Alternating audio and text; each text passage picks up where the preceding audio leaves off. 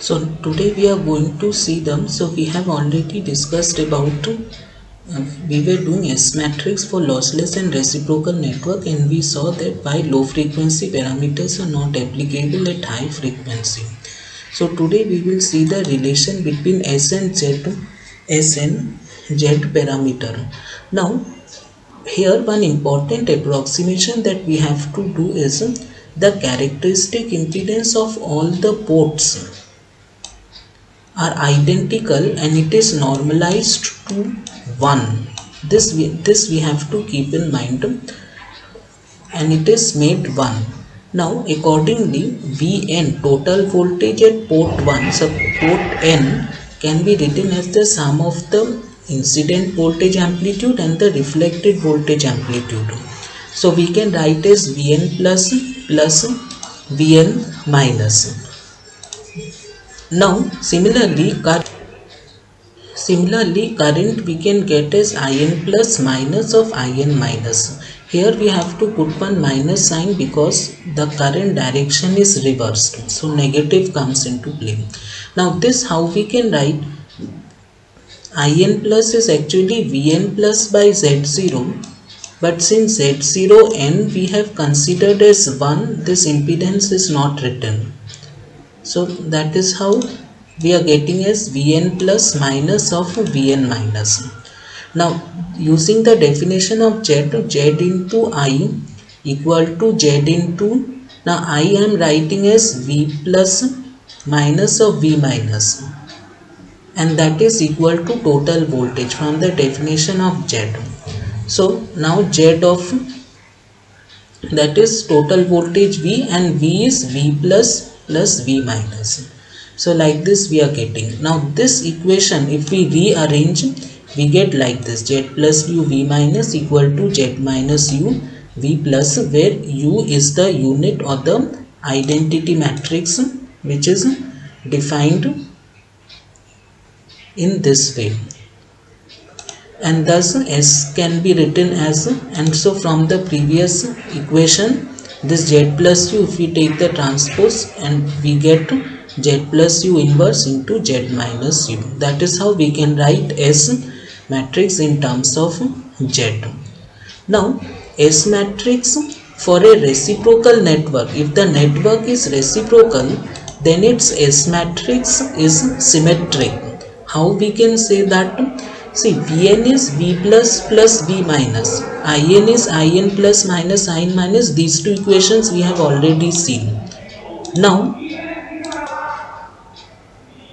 so from these two equations, what we can find what is V plus, we can make Vn plus as the subject.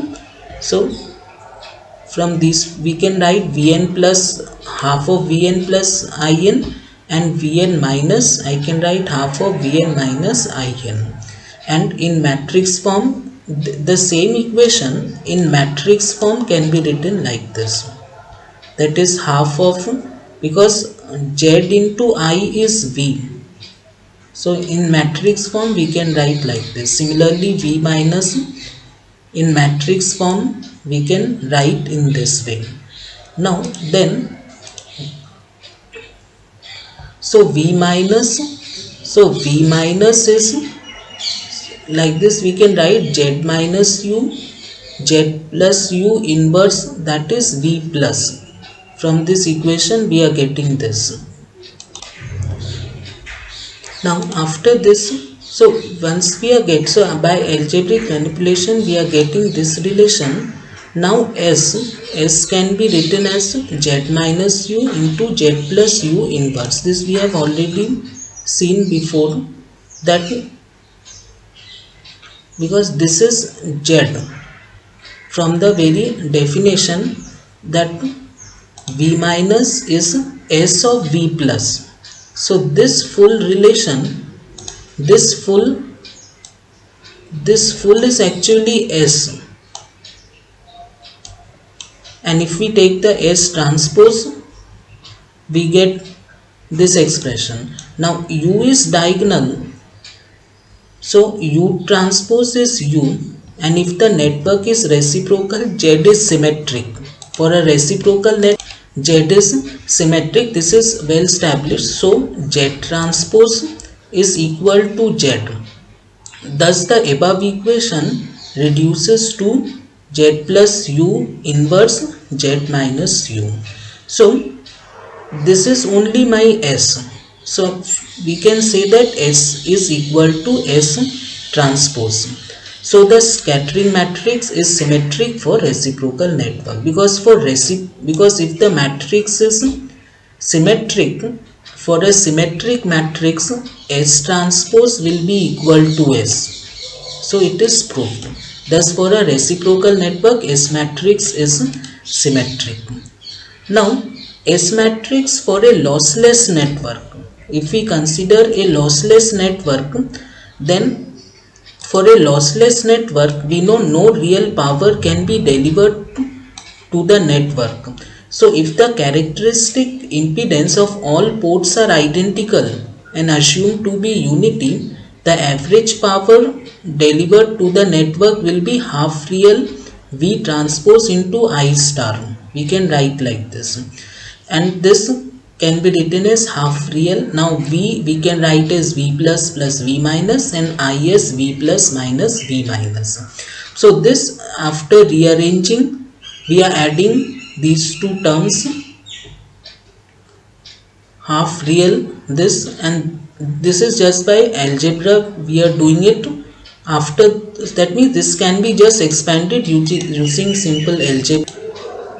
So using, we are getting this, and this can be written as V plus transpose and V plus star. That means this term will come and this term will come, V minus transpose V minus star, because this term is always imaginary. You can check that this term will always come imaginary, so this part will not come into picture.